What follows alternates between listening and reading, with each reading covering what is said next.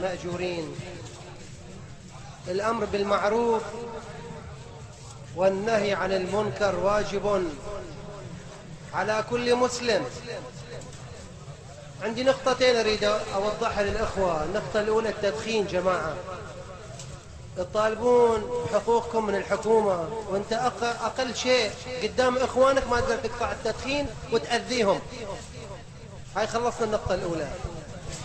النقطة الثانية يا إخوان، والله أقسم بأن قلبي يتألم، ما قادر أوقف أرتجف، لأن أشوف أخواتي وبناتي بدون حجاب، حجاب أمريكي في الطرقات.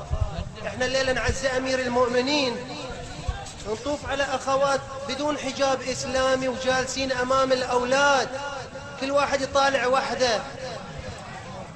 وين عندنا التقدم؟ وين الشيعة؟ وين التشيع؟ وين حب أمير المؤمنين؟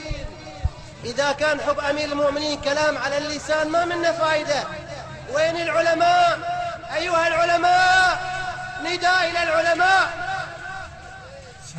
ماكو عالم واحد يشوف هذا الوضع. هذا إخوان كل واحد يجيب بناته يفلتهم في المنامة ويمشي. ليش بيروحون العزاء؟ أو أنت أيها الأخ المؤمن بتجي العزاء تجيب خواتك بعد تقطهم هني؟ خليه يصير حل إخوان، ترى هذا العزاء ما ينفع. يا ريت يبند العزاء وما يصير هذا الوضع الموجود. العزاء مستحب، بس اللي قاعد نشوفه كله محرم. إلى متى السكوت؟ إذا كنا ما احنا قابلين بالوضع الموجود لأنه ظلم خارجي، علينا أن نقضي على الظلم الموجود داخل القلب، داخل النفس أولا.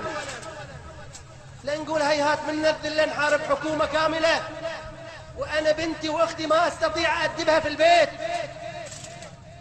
والله حرام.